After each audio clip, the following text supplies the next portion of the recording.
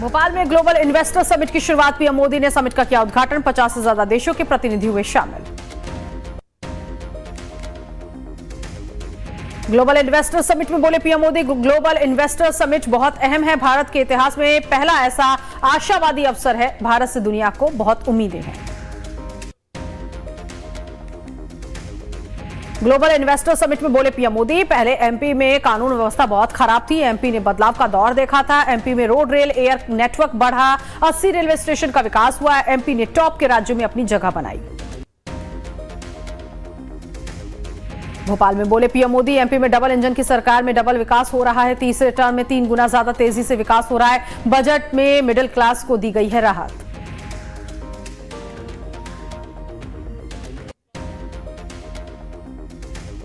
Global investor summit 2025 में PM Narendra Modi ने आगे कहा, ग्लोबल एयरोस्पेस के लिए भारत एक बेहतरीन सप्लाई चेन के रूप में उभर रहा है।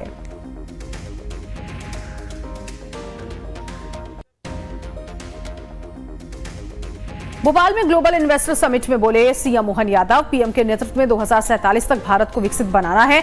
एमपी सरकार पीएम के नेतृत्व में आगे बढ़ रही है। निवेश के लिए कई योजनाओं पर काम किए जा रही हैं।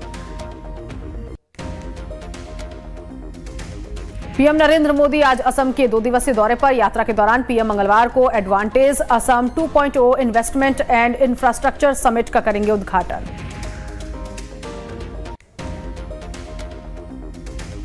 अरविंदर सिंह लवली बने प्रोटेम स्पीकर। विधायकों को शपथ दिलाई लवली। दिल्ली एलजी ने अरविंदर सिंह लवली को शपथ दिलाई।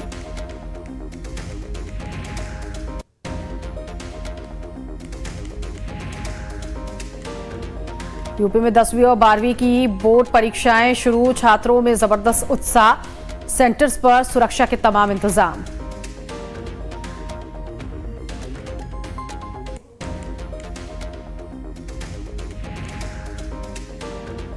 झालावाड़ में बोरवेल में गिरा 5 साल का बच्चा। रेस्क्यू ऑपरेशन जारी।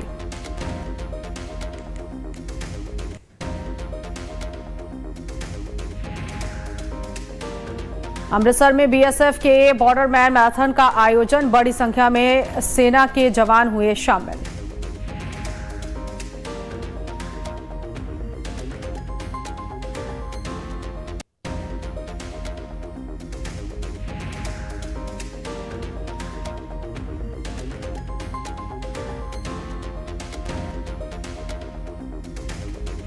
पेपर प्लेट बनाने वाली फैक्ट्री में लगी भीषण आग। दमकल कर्मी मौके पर पहुंचे। आग बुझाने का काम जारी।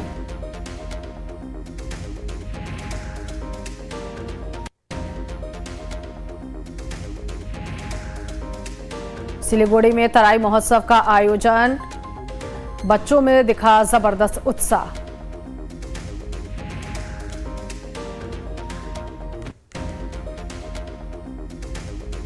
तेलंगाना के राजनाथ सिरसिला जिले में स्कूल को दिया गया ट्रेन लुक। दाखिला बढ़ाने की यहां पर कोशिश की जा रही है।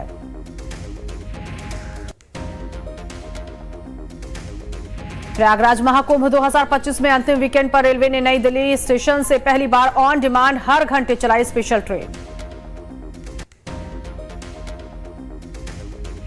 उत्तर प्रदेश में बोर्ड परीक्षा शुरू। लखनऊ में मंत्री गुलाब देवी ने परीक्षा केंद्रों का निरीक्षण किया। दिल्ली विधानसभा का पहला सत्र शुरू। मुख्यमंत्री रेखा गुप्ता ने शपथ ली।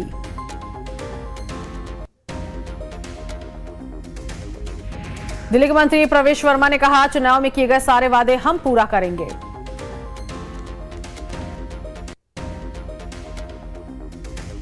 आप नेता संजय सिंह ने कहा, दिल्ली में जो लोग साल 2024-25 का हाउस टैक्स जमा करेंगे उनका पिछला हाउस टैक्स माफ कर दिया जाएगा।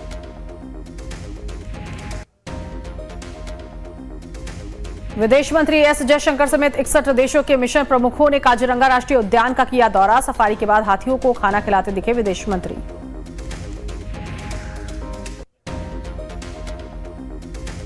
तेलंगाना सुरंग हादसा पर नागर कुरनूल के विधायक डॉक्टर वामशी कृष्णा ने कहा, अच्छे नतीजे आने की उम्मीद है।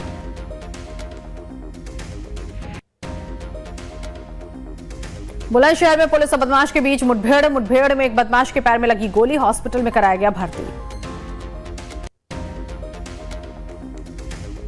मुजफ्फरनगर पुलिस और बदमाशों के बीच हुई मुठभेड़। चेकिंग के दौरान पुलिस की ताबड़तोड़ फायरिंग। जवाबी कार्रवाई में एक बदमाश के पैर में लगी गोली, जख्मी।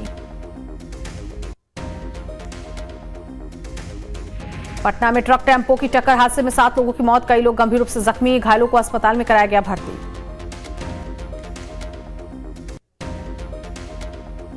मथुरा में पुलिस की शातिर लुटेरों के साथ मुठभेड़ में बदमाशों ने पुलिस पर की फायरिंग। जवाबी कार्रवाई में 2 शातिर बदमाशों के पैर में लगी गोली।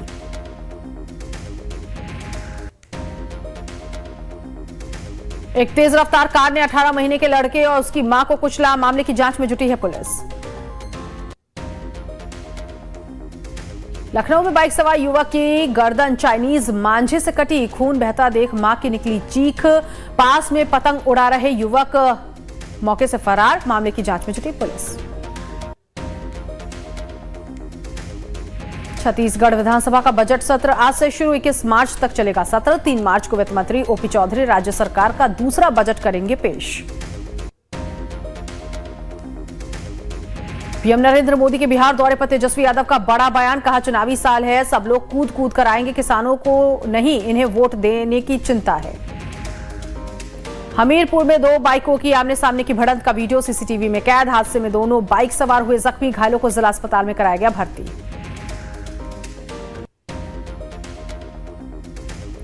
भोपाल के NH 7 पर बस और तूफान गाड़ी की जोरदार टक्कर। 6 लोगों की मौके पर ही मौत, 2 लोग गंभीर रूप से जख्मी। घायलों को मेडिकल कॉलेज जबलपुर किया गया रेफर।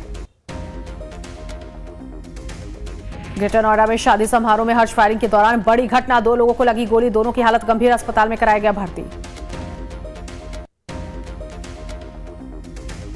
बीजेपी महासचिव दुष्यंत गौतम ने कहा, कर्नाटक में एक बार फिर से भाषा विवाद को बढ़ाने की कोशिश। एक राजनीतिक दल निहित स्वार्थ के लिए ऐसे मामलों को बढ़ावा दे रहा है। पीएम नरेंद्र मोदी के बिहार दौरे को लेकर तेजस्वी के हमले पर चिराग पासवान ने किया पलटवार। कहा, जो लोग कह रहे हैं कि चुनाव है इसलिए बिहार आ रहे हैं तो पूछिए उनसे, जब वो दरभंगा आए उस समय कौन सा चुनाव था। बहराइच पुलिस ने भारत नेपाल बॉर्डर से 23 ग्राम स्मैक के साथ 2 नेपाली तस्कर को किया गिरफ्तार। पुलिस मामले की छानबीन में जुटी है। जेडीयू ने रेवड़ी कल्चर पर उठाया सवाल। कहा, रेवड़ी कल्चर राज्यों के सेहत के खिलाफ है। जबलपुर में खड़े ट्रक से जा टकराई श्रद्धालुओं से भरी तेज रफ्तार मारुति कार। हादसे में ड्राइवर समेत 2 लोगों की दर्दनाक मौत। कार में सवार एक अन्य महिला गंभीर रूप से जख्मी। बांदा में बीजेपी नेता ने की खुलेआम फायरिंग। मौके पर पहुंची पुलिस मामले की तफ्तीश में जुटी हुई है।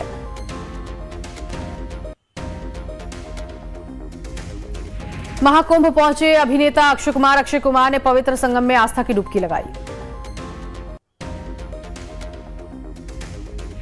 महाकुंभ में पवित्र स्नान के बाद बोले अक्षय कुमार, इस आयोजन के लिए की गई व्यवस्था सीएम योगी आदित्यनाथ का आभारी हूं। मुझे बहुत मजा आया, व्यवस्थाएं बहुत अच्छी हैं। कंगना रनौत ने सानिया मल्होत्रा की मिसेज की आलोचना की। कहा, बुजुर्गों को राक्षस दिखाना और घरेलू महिलाओं की तुलना वेतन पाने वालों से करना बंद करें।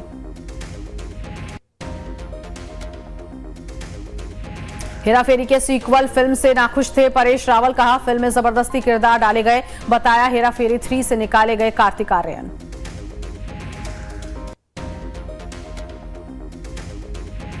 हनी सिंह के मनियक ने मचाया तहलका। गाने में लगाया भोजपुरी तड़का।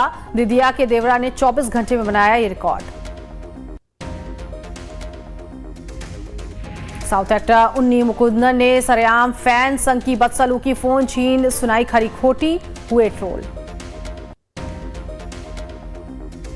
समय रैना के बाद मुश्किलों में फंसे हुए हैं मुनव्वर फारूकी। दर्ज हुई एफआईआर, पहले भी जा चुके हैं जेल।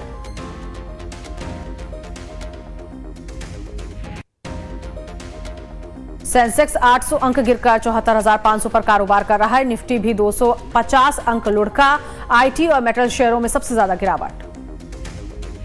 मस्क बोले, 7 दिन का हिसाब दो या नौकरी छोड़ो। सरकारी कर्मचारियों के पास जवाब देने का आखिरी दिन। नासा ने कहा, हम जवाब नहीं देंगे।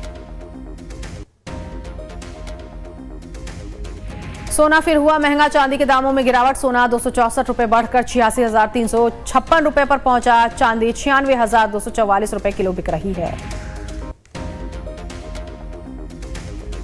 पीएम नरेंद्र मोदी किसान की 19वीं किश्त जारी करेंगे। 9.8 करोड़ किसानों को ट्रांसफर होंगे। 22,000 करोड़ 3 किश्तों में मिलते हैं 6,000 रुपए। और इसी के साथ इस बुलेटिन में अभी के लिए बस इतना ही। बाकी की तमाम खबरों के लिए आप बने रहिए लाइफ टाइम।